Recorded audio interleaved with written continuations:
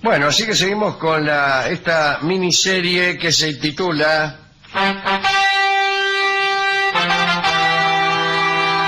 Las fuerzas que nos dominan.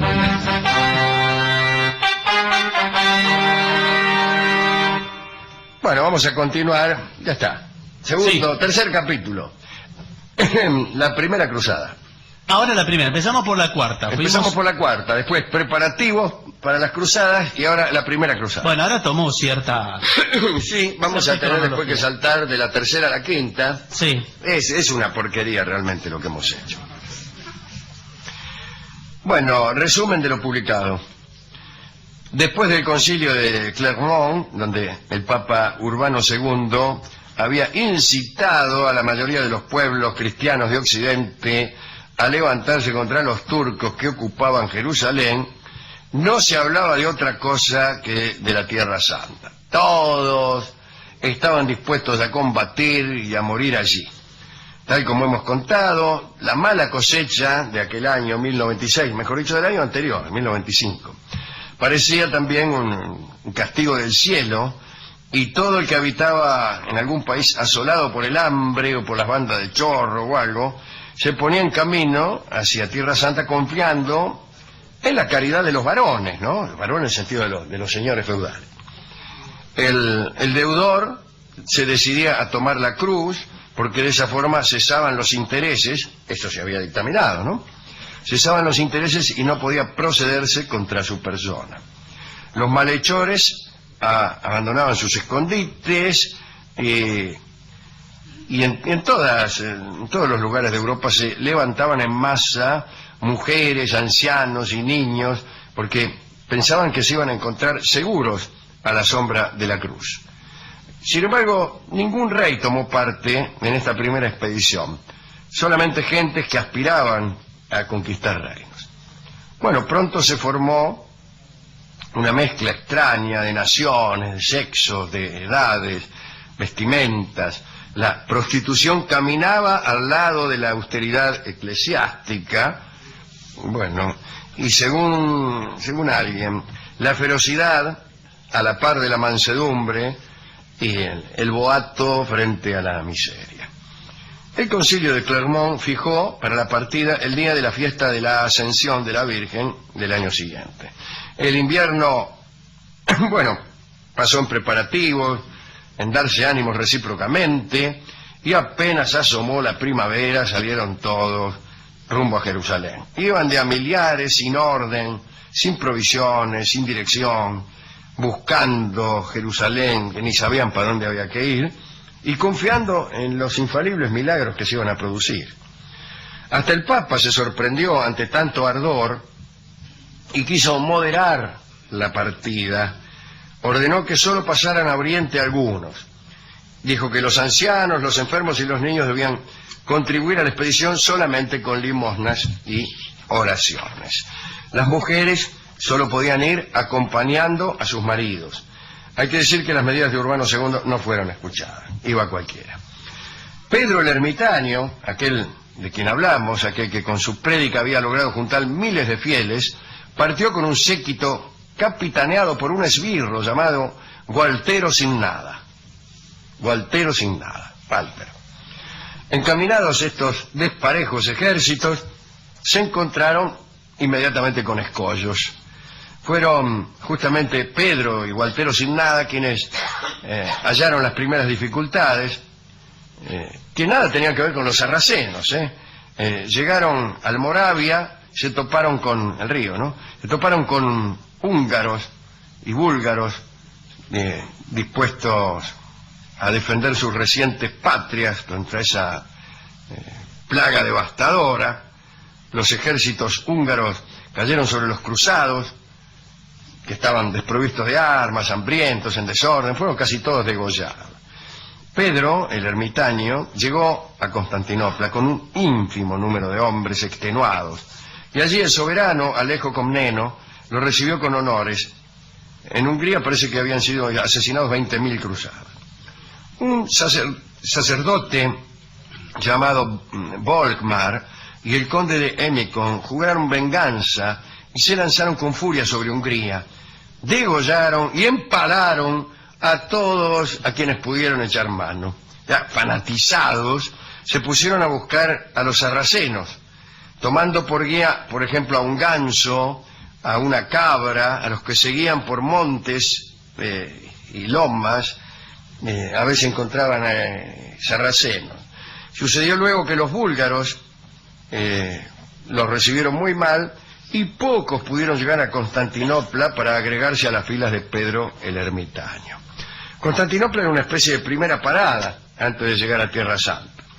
Allí, los restos de las distintas expediciones que habían sido diezmadas quedaron bajo la protección del rey Alejo Comneno, que les permitió acampar alrededor del Golfo de Nicomedia, y desde aquel lugar los peregrinos hacían excursiones que iban acompañadas de robos y crímenes, excesos.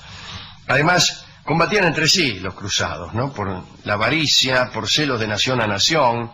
Estos primeros cruzados habían empezado a perder la confianza que tenían en la asistencia del cielo cuando no vieron ninguna columna de fuego precederlos, ni maná caer del cielo para alimentarlos. Ya sabe, cuando uno no ve columnas de fuego ni maná, empieza a desconfiar. Los que se libraron de la muerte se dispersaron y se volvieron. Sin embargo, el exterminio de tantos cruzados, incluso antes de llegar a Tierra Santa, no impidió que algunos guerreros mejor preparados se lanzaran a la aventura.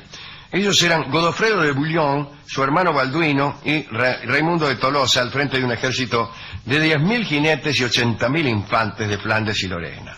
Otro ejército era el de normandos y borgoñones, a cargo de Roberto Normandía, que era nada menos que hijo de Guillermo el Conquistador, aquel que arribó a Inglaterra en 1666 y aquel que tanto recuerda a nuestro querido Jorge Luis Borges. Bien, al tercer ejército lo capitaneaban Bohemundo, el príncipe de Tarento, y el fiero Tancredo. Qué lindo que a un tipo le dijeran el fiero. No sé si el fiero por su fiereza o por su fealdad. Bueno, todos se dirigieron a Constantinopla atravesando el Adriático o la Grecia. El Adriático primero y la Grecia después. También estos guerreros tuvieron problemas. Alejo Comneno, el emperador de Constantinopla, se aterró ante su llegada y negó toda clase de víveres a los cruzados. Bueno, ante semejante actitud, las columnas se abrieron paso violentamente. Dice la crónica de aquella mañana: los toscos hombres no entendían el griego, y cuando se les rogaba en esta lengua que no maltrataran a hombres de la misma religión, respondían a flechazos, Cuando cruzaron Bitinia, a los ejércitos les incorporaron los restos de las tropas de Pedro el Ermitaño. Los números parecen exagerados. Sin embargo, las crónicas dicen que el número de cristianos en viaje a Tierra Santa ascendió a 100.000 jinetes armados completamente y 300.000 infantes con armadura entera. Pero no eran menos de 600.000, contando la turba de mujeres, de niños, de ancianos, de monjes y quiñeleros. Quiñeleros es un agregado. El más poderoso de los Seleucidas era entonces Solimán, el campeón sagrado, ¿no? Apodo que le habían asignado a causa de sus victorias sobre los cristianos. Pero en el 1096 Solimán ya estaba viejo, por lo que entregó su espada a su hijo Kilige Arslan, Sable de León. Cuando Kilige fue asaltado por los guerreros cruzados, reunió las fuerzas del islamismo en Nicea, una ciudad rodeada de anchos fosos y de dobles muros coronados por 370 torres. El lugar fue sitiado por los cristianos, quienes, para formar las empalizadas, suplían la falta de piedras con los huesos de sus hermanos. Pero se encontraron con un problema. Desesperados por atacar a los turcos, habían descuidado su retaguardia. No habían establecido colonias ni asegurado sus comunicaciones con Occidente, no había logística de ningún orden. Entonces, de sitiadores pasaron a ser sitiados. ¿Cuál es la ventaja que tiene un sitiador? Que maneja los abastecimientos. Tiene su abastecimiento, pero desabastece a la ciudad que están sitiando. A este le pasó al revés. no captaron que sitiar algo significaba establecer también una comunicación que a otros se les negaba. No establecieron ninguna. Y vinieron otros tipos por detrás, los sitiaron a ellos y ellos no tenían ninguna clase de abastecimiento. Tuvieron que luchar contra el hambre y el rigor del invierno, tenían cortada toda comunicación con el mar, y de 70.000 caballos con que habían llegado solo quedaron 2.000. Tiempo más tarde los cristianos pudieron continuar una penosa marcha a pie o montando asnos y bueyes. Muy bien. Según dicen, el feroz Bohemundo hizo tostar en el asador a varios turcos. Señor. E hizo correr la voz de que los príncipes se comían a los espías enemigos. Esto para espantar a los que frecuentemente se introducían en sus filas. No era verdad. No era verdad que se los comían, pero al espiedo lo pusieron. Luego de una travesía que parecía interminable, los cruzados recibieron ayuda de genoveses y pisanos y renovaron fuerzas para entrar en la ciudad de Antioquía. Allí, cercados por Kerboga, el sultán de Mosul, los europeos esperaron resignados la muerte. Dijeron, ya está, marchamos al espiedo. En ese momento sucedió algo extraño. Raimundo de Tolosa recibió la visita de un sacerdote provincial, mejor dicho, provenzal, llamado Pedro Bartolomé, que le dijo que se le había aparecido en sueños el apóstol Andrés. Atención. Dice, mire, discúlpeme, pero se me apareció en sueños el apóstol Andrés, y me dijo que en una de las ciudades de esta ciudad, en una de las iglesias de esta ciudad, en la que estamos sitiados por Mosul, está enterrada la espada que traspasó el costado de Cristo. Y esta espada dará la victoria a los cruzados, dijo este hombre, Pedro Bartolomé. Famosa aparición. 12 hombres cavaron todo el día hasta que, parece mentira, la encontraron. Encontraron la reliquia milagrosa, la espada, la famosa espada. Será la lanza de Longinos, digo yo,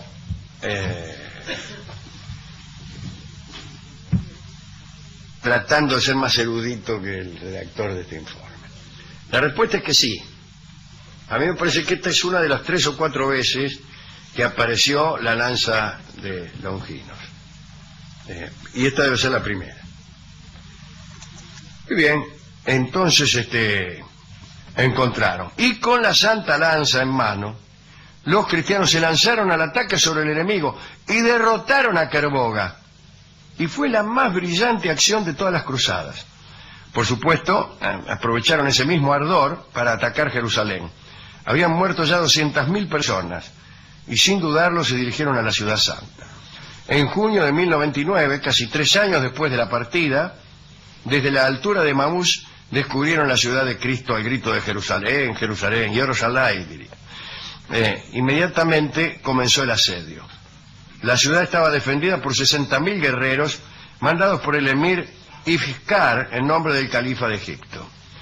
Luego de un primer intento rechazado, los cruzados se apoderaron de Jerusalén el viernes 15 de julio de 1099.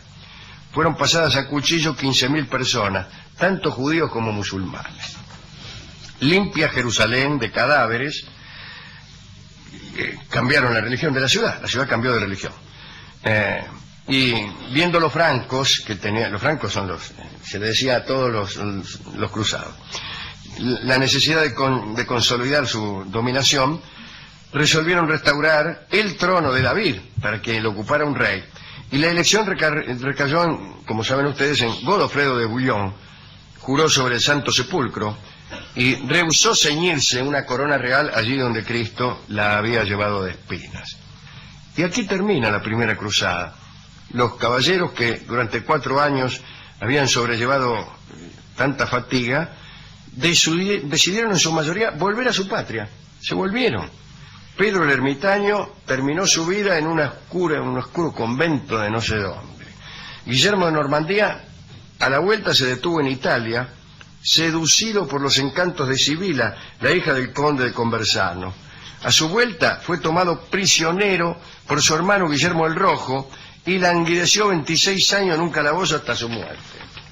Solo 300 caballeros se quedaron junto a Godofredo de Bouillon, algunos en Trípoli con Raimundo, otros en Edesa con Balduino y unos pocos en Antioquía con Bohemundo. A Tancredo le quedó la Galilea.